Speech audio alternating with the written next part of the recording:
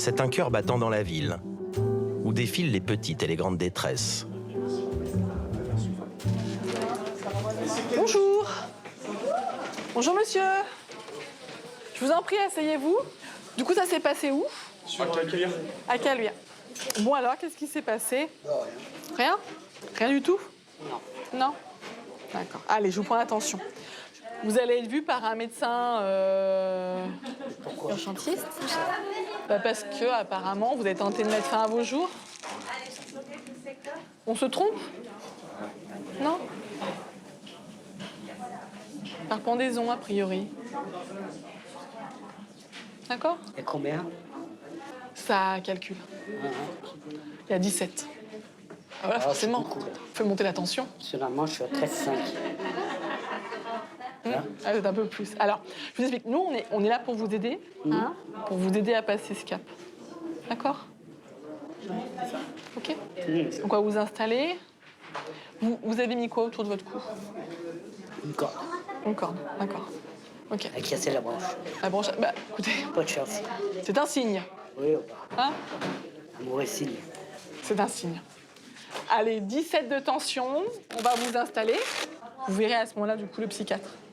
D'accord? Bah, Pour voir ce qu'on peut vous proposer pour vous aider. Est-ce que quelqu'un a un box sur le secteur A? Bah, je fais la C'est une pendaison, en fait. Hein. Ah bah oui. C'est juste la branche est cassée. Un box sur le secteur A, s'il vous plaît, merci.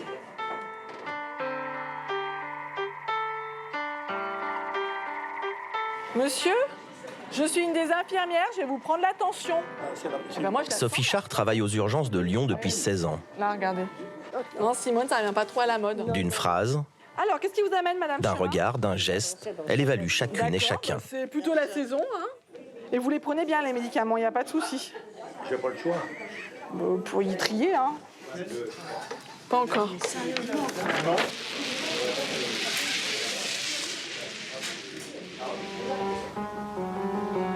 Depuis quelques jours, l'actualité a rattrapé le service. Ce jeune homme de 30 ans s'est présenté spontanément. D'accord. Vous êtes resté combien de temps en Angleterre? 2 semaines. D'accord. Et vous êtes revenu hier? Dimanche. Dimanche dernier. Dimanche. Ça fait 3 jours. 3 jours. Et la fièvre, vous l'avez depuis quand?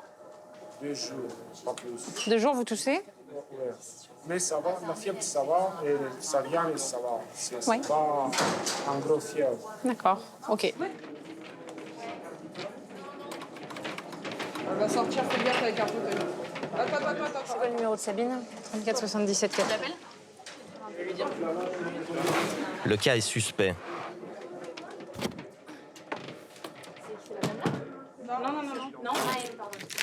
Oui, c'est Nathalie. Juste, on a un patient, on va avoir une suspicion de cas AN de Corona, donc on risque de vous renvoyer quelques personnes. Hein.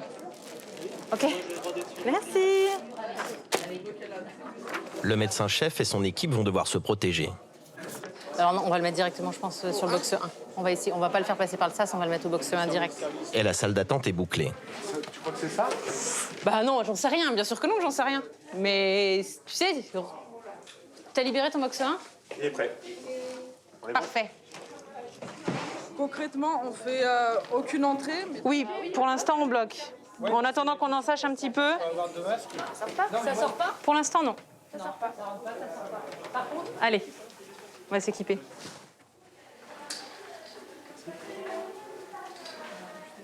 Ah, mais t'as pris des lunettes de plongée ou quoi? C'est la saison du ski. La clim est coupée. Est-ce que t'as le stéthoscope à usage unique ou il faut que j'en prenne un? Merci. Oh là là là là là. Ça regarde pas quand même. Fais attention, on n'est pas... Voilà. Enfin, vous voyez, on n'y va pas non plus inquiet, mais on fait quand même attention, on prend toutes les précautions. Et on y va. On a tout, on vérifie bien la fois. Moi j'ai tout au point de côté. Allez. Et je te donne un sac pour mettre les trucs Ouais, dedans. merci, c'est gentil ça. Bonjour. Bonjour monsieur. Vous inquiétez pas. Ah non, j'ai manqué. Est-ce que vous avez des problèmes de santé? Non. Non. Est-ce que vous fumez Ah ouais, du tabac? ouais. Vous étiez où en Angleterre? Londres. D'accord. Et la température? Il y avait de la fièvre? Je mis là, j'ai D'accord. transpiré beaucoup, j'ai eu froid. Mal un peu partout? Oui. Ok, allez-y, respirez. Bien. Allez, ouvrez la bouche, dites A. Là, il y a une petite angine hein, sur l'examen. OK. On voit bien, hein, les constantes, elles sont très bien. Vous n'avez pas de mal à respirer. Allez, on y va. Fausse alerte. Une angine, rien de plus. Bon. Le patient va pouvoir repartir. Le service reprend. Madame, vous avez passé un coup de fil? OK. Vous pouvez me la surveiller? Mais c'est qui cette dame? C'est madame. Une dame qui est toxico, qui a été très violente au commissariat. Ils étaient 15 pour la contenir. Toi, elle est en train de partir. Parce que tout à l'heure, en fait, elle voulait sortir. Qu'est-ce qui s'est passé là, madame? Parce que là, les ambulanciers m'ont dit que vous étiez apparemment au commissariat. Je croyais que j'allais faire quelque chose de mal. D'accord. C'est tout. Mais non. OK. J'ai beau leur dire non. Vous acceptez quand même de rester avec nous pour voir le docteur? Non. Non? Non. Est-ce que je peux vous... J'ai rendez-vous avec l'instant sociale. Quand? J'arrête pas de vous dire qu'il faut que j'y aille et eux, ils me rendent malade. Je peux fumer une cigarette en fait. Alors, regardez, le médecin, je la vois, elles arrivent même à 2, regardez. Alléluia. Alléluia, comme vous dites. C'est donc une dame donc, de 43 ans qui nous a été amenée donc, via le commissariat. Vous êtes un peu énervé, a priori, au commissariat? Oui, un petit peu. Voilà, elle s'est énervée, ils ont eu beaucoup de mal à la contenir. Pas du tout. Non? Pas du tout. Pas du tout. Pas du tout. Pas du tout. Tu sais de quel commissariat elle vient? Pas du tout. Les ambulanciers sont venus, l'ont posé aussi vite qu'ils sont repartis. Je ne sais pas de quel Ouais, commissariat. mais en fait, il faut qu'ils arrêtent de faire ça, parce que ça va finir par énerver les Eh gens. ben, En fait, on en a rien à faire, en fait. D'accord? donc elle peut repartir? En fait, c'est une dame qui a fait de l'incarcération pour violence sur mineurs dans un état d'alcoolisation. Si la police ne fait pas son travail, les gens qui sont alcoolisés, moi je ne vais pas le faire à leur place. En fait. Ils pensent ici qu'on sait tout faire, rendre la justice, soigner les gens, Hôtellerie. secourir la détresse sociale. Soins crémés. En fait, c'est mieux que la préfecture ici, on a toutes les solutions. Toutes les solutions aux urgences. On regroupe le ministère de l'Intérieur, le ministère de la Justice et le ministère de la Santé. Pour vous dire. Cette dame, finalement, elle arrive un peu aux urgences comme un cheveu sur la soupe. On n'a pas étonnant, pas les aboutissants. Elle est amenée par des ambulanciers qui sont plutôt pressés de la laisser. Elle arrive d'un commissariat, ça qu'on ne comprend pas. Pourquoi est-ce que le commissariat nous l'envoie? Puisqu'a priori, elle est uniquement alcoolisée et violente. Donc finalement, on se dit que c'est plutôt un problème qui relève de la police, en fait, plutôt qu'un problème qui relève des urgences médicales. Bonjour. Allez, venez avec moi. En 20 ans, la fréquentation des services d'urgence a doublé en France. Mais les effectifs n'ont pas suivi. Leur blouse s'affiche sur les murs. Et pourtant, tout le monde est à son poste.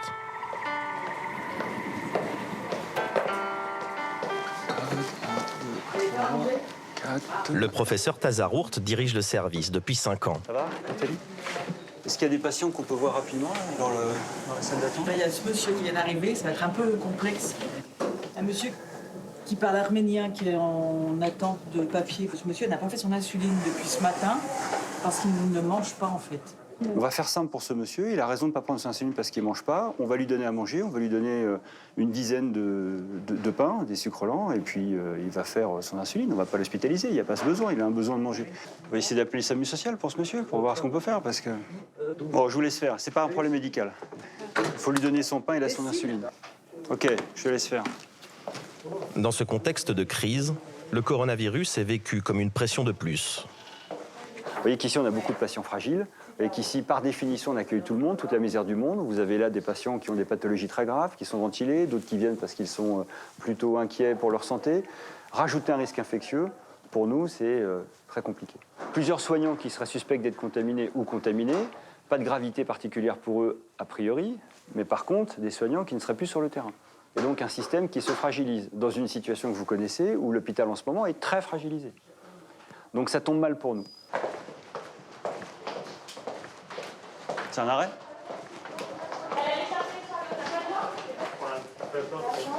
Il est en arrêt? Ouais. Il y a un box libre au secteur A? On peut sortir, oui, il y a une sauve. Allez, OK. Il y a quelqu'un qui se met à cheval sur le patient pour le massage et on va au secteur A. Allez, go!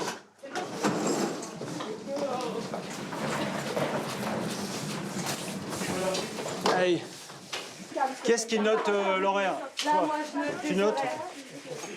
Bon, à partir de là, il y a trop de monde. Donc ceux qui n'ont pas de rôle, vous mettez de côté. J'ai besoin de 2 externes qui tournent à tour de rôle. Tous les autres, vous mettez de côté.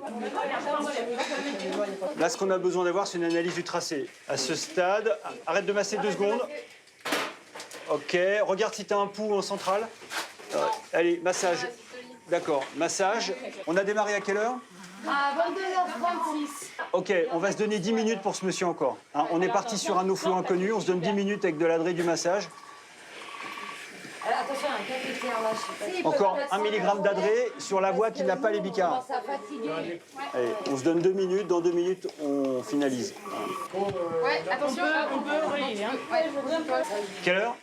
22h56, le dernier minute. 56, ok. Très bien, on arrête le massage, on fait une évaluation écho et clinique. Tu vas me rechercher, s'il te plaît, tu me recherches un pouls fémoral. Tu me dis si tu en as un.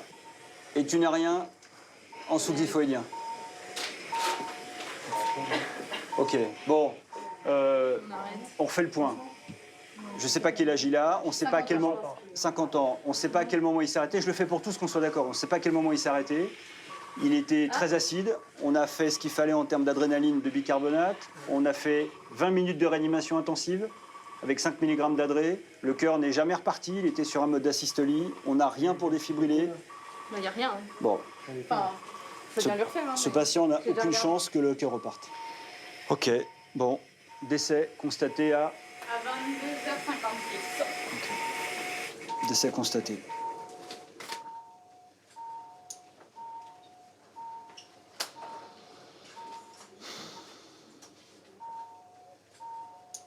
Faut l'encaisser, ça? Faut l'encaisser, oui. Mais l'entraînement, les techniques de débriefing et la cohésion d'équipe sont des vecteurs cruciaux pour encaisser ça. Notre raison d'être, en tant que soignant, c'est d'apporter un soin au patient. Alors là, nous, ce qui est dur pour nous, c'est que le résultat est négatif. Ce patient est décédé. C'est d'autant plus dur qu'on ne comprend pas ce qui s'est passé. Mais c'est notre métier.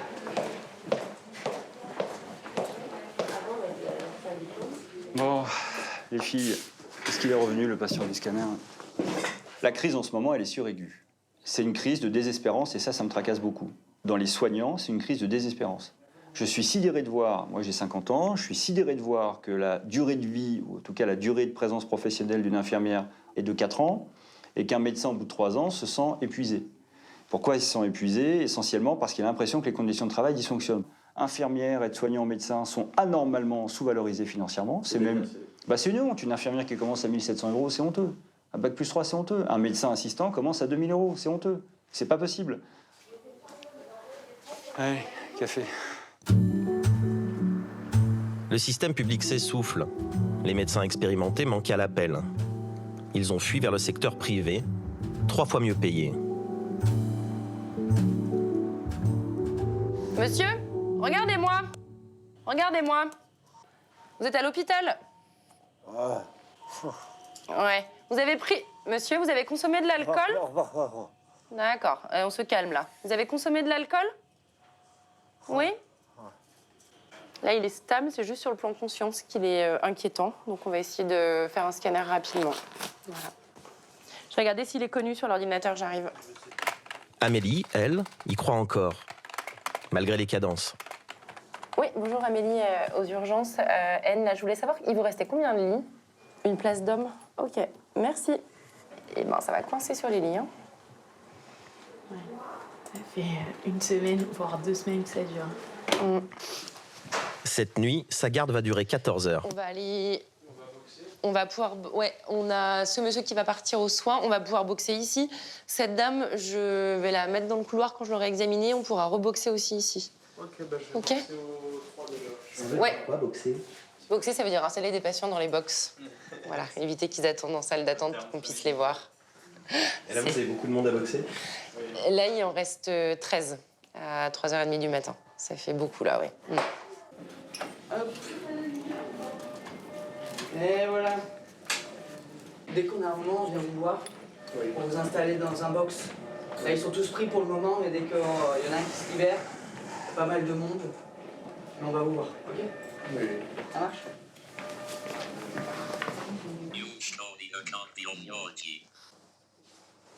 Pas de douleur.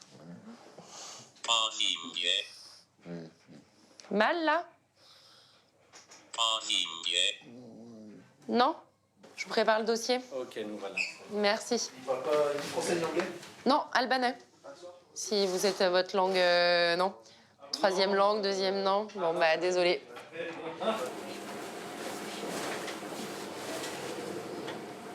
Je vais me fermer derrière, s'il te plaît.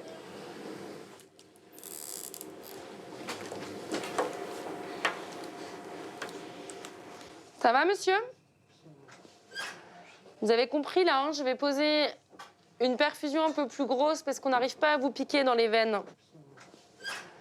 Aux urgences, il faut savoir faire plein d'actes. Il faut savoir intuber, poser des perfusions, poser des voies centrales, réduire des fractures. On a quand même beaucoup de travail, il faut réfléchir vite, on n'est pas tranquille.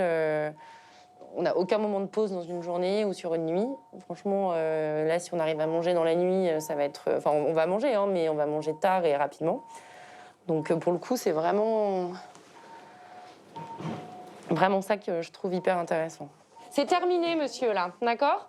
On a réussi à avoir une voie et on va vous mettre beaucoup d'eau, là, d'accord? Je remettrai un litre après. Écoute, je t'appelle, je viens d'arriver il y a 5 minutes, un monsieur de 53 ans. Il était en 3e ligne de traitement, dernière chimio fin novembre. Lui, il a du mal à parler, là, si tu veux. Il est gris, tachycarde. Ils vous ont expliqué, là, que la maladie, là, elle avait progressé? Ouais. Ouais. Je vais faire rentrer votre femme. Elle est dans la salle d'attente? Ouais, bon. On va discuter ensemble, d'accord? Laisse rentrer. Maître, allez-y, asseyez-vous. Hein. Si on n'a pas beaucoup, on n'a pas de pièces pour bien vous recevoir un peu mieux. A priori, le cancer, malgré la chimiothérapie, progresse. D'accord. Continue à progresser. Vous saviez ça? On n'en parle pas trop, mais je le sens, je le vois. Ouais. Moi, je suis très pessimiste sur son état respiratoire. J'ai eu les réanimateurs au téléphone, on en a discuté. J'ai eu le centre Léon Bérard. Je pense que c'est pas... Comment expliquer? Pour lui, je pense que ce serait encore plus de souffrance que d'aller jusqu'à l'intubation, l'endormir, pour un résultat malheureusement pas efficace. C'est difficile pour lui parce qu'il a besoin de beaucoup d'oxygène. Et à ce moment-là, je pense qu'on mettra en place des pousses seringues pour que ce soit confortable pour lui. Okay. D'accord? Malheureusement, ces pousses seringues qui permettent d'améliorer l'état respiratoire peuvent avoir un effet de l'endormir et de précipiter un peu les choses. D'accord. Mais dans quel sens? Il faut pas avoir peur de mots avec moi parce que j'imagine plein de choses. Donc ça peut aller jusqu'au décès, là. D'accord, bah, voilà. Ça peut aller jusqu'au décès. Je vous dis les choses. Oui, oui. Je vous dis qu'il n'y aura pas de transfert en réanimation. D'accord. D'accord.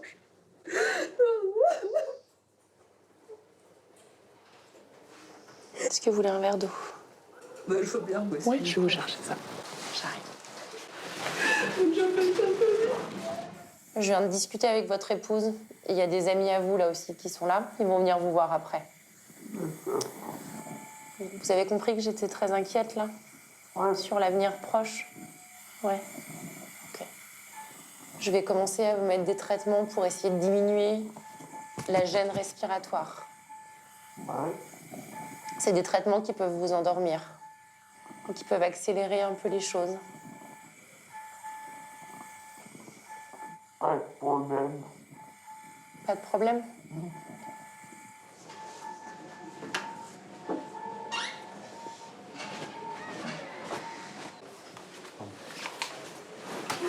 Je suis le médecin qui l'a pris en charge dès le départ. Donc je suis le médecin qui va l'accompagner jusqu'à ce que je termine ma garde demain matin et qui va tout faire pour qu'il soit confortable.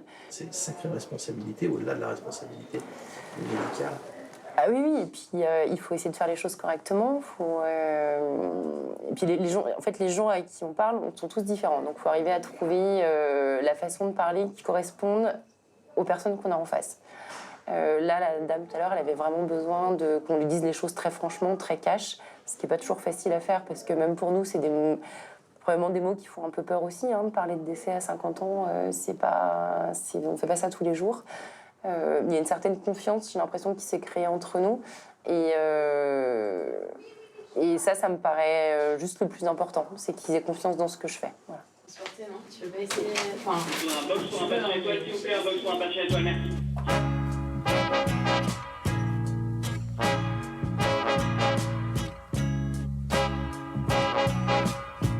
Jour et nuit, les urgences veillent sur la ville.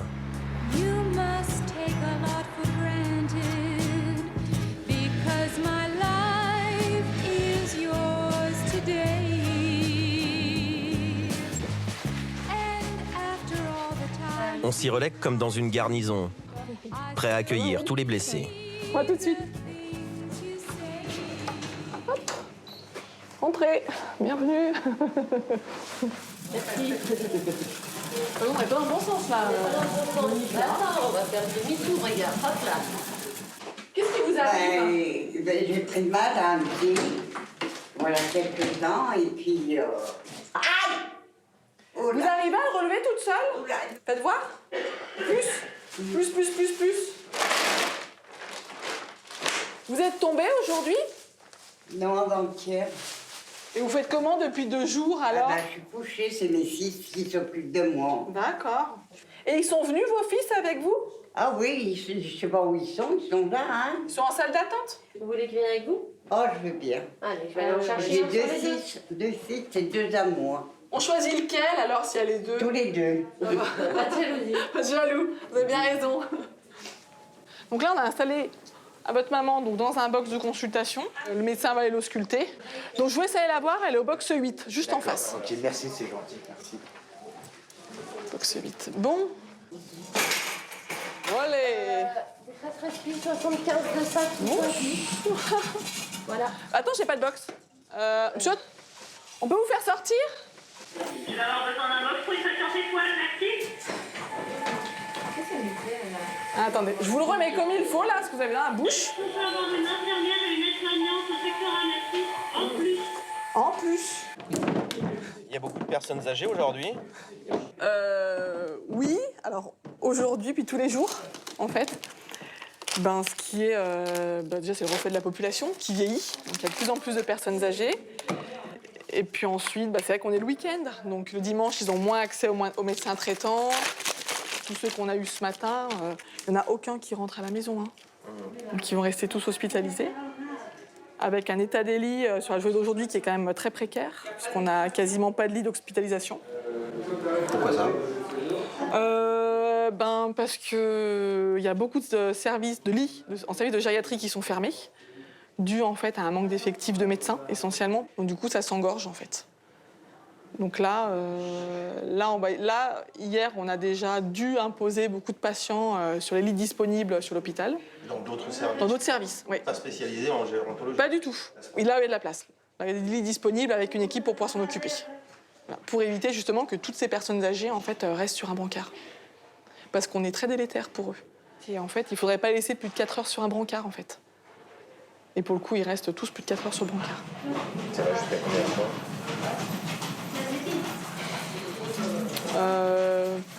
Ça peut aller déjà sur 24 heures.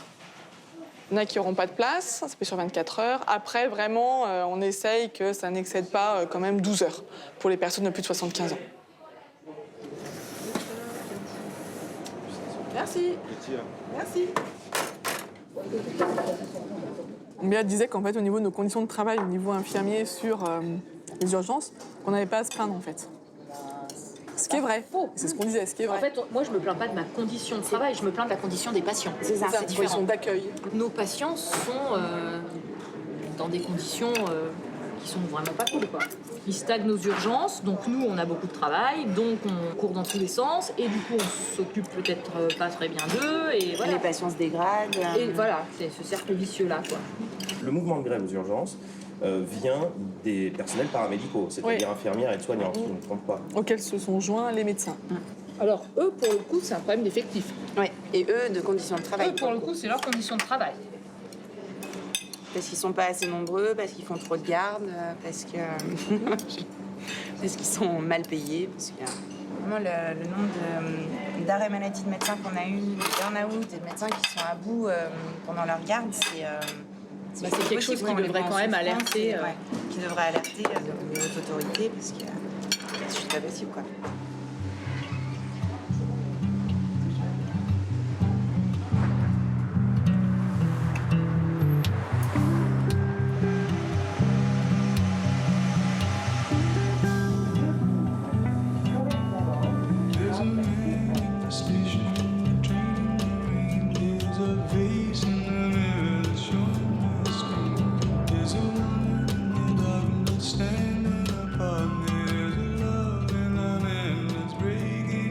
Aujourd'hui, je m'attends à une grosse journée. On est lundi. Il y a eu très peu de lits sur le week-end. Hier soir, quand je suis partie, on avait déjà plus de lits d'hospitalisation en médecine. Donc, je m'attends à beaucoup de patients dans les couloirs.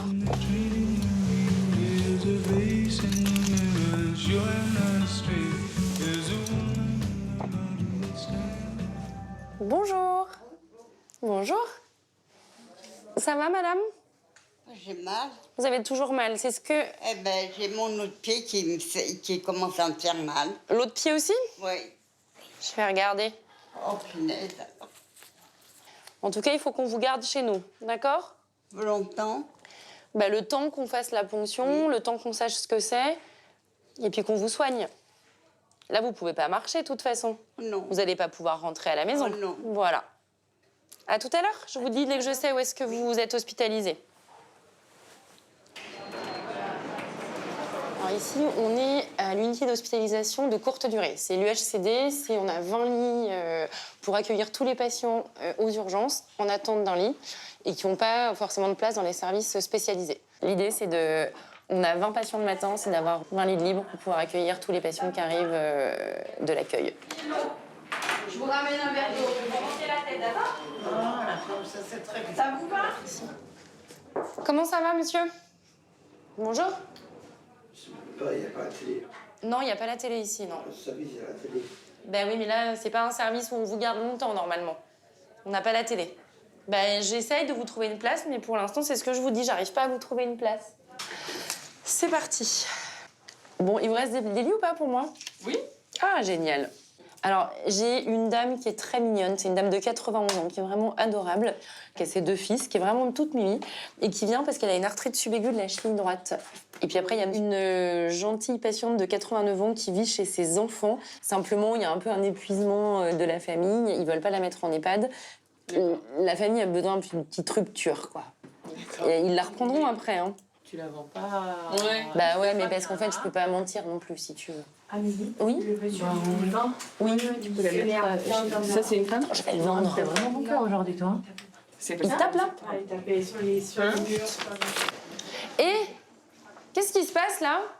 Je vous rappelle ce que je vous ai dit, d'accord? Il y a des règles à l'hôpital et les règles, il faut les respecter. Ok? Là, vous avez besoin d'être soigné. Sauf que si vous insultez tout le monde et si vous cassez tout dans l'hôpital, on ne pourra pas vous soigner. En fait, il a juste besoin d'être disputé comme un enfant, quoi. Ouais. Ouais, je sais. J'arrive pas à le placer. C'est notre quotidien, nous, ces patients. Ça nous surprend pas plus que ça, parce que c'est nos patients qu'on a tous les jours, quoi. Ça peut être quand même un peu pénible aussi à la longue, parce qu'effectivement, les patients avec une grosse prise en charge sociale, c'est des patients qui demandent beaucoup de temps, et quand on a déjà 12 patients à voir en même temps, à force, on a peut-être un peu moins d'envie de les prendre en charge. C'est vrai qu'après, on a la satisfaction d'aider les gens, mais des fois, effectivement, au quotidien, c'est un peu lourd, quoi.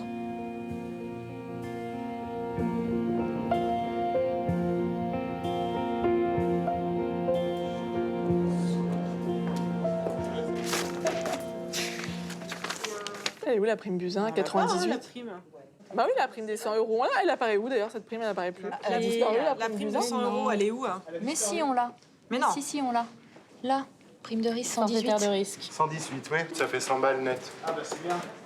Je suis diplômée depuis 16 ans et je touche 2300 €. Vous avez commencé à combien? On commence bas. Hein. 1007. Oh non, on commence plus bas que ça. Moi, j'ai commencé à 1004. Moi, j'ai commencé à 1004. J'étais pas à 1500. On était en francs. Ouais, 10 000 francs. Ça fait combien d'euros, 10 000 francs? 1500? Ouais, c'est à peu près ça, 10 000 francs. Est-ce que vous vous estimez bien payé? Non, moi, je me plains pas. Bah, pour les... Je me plains pas non plus. Non. Si on regarde sur la population générale française, on a un salaire honorable. Mais on parle en responsabilité. Après, si tu regardes en termes de responsabilité, contraintes horaires, les contraintes. Vous avez tous la conviction de service public. Est-ce que c'est ça qui vous tient? Ah non, moi j'y crois. Enfin, se dire qu'on est quand même le seul endroit où on accueille tout le monde, quel que soit son motif de consulte, son origine, papier, pas papier. Enfin voilà, on accueille quand même tout le monde. Vous resterez tous et toutes Jusqu'à ce que mort s'en suive. Jusqu'à ce que mort s'en suive. Oui. Moi, je pense que... T'avais un box, Violette? Voilà. Secteur A.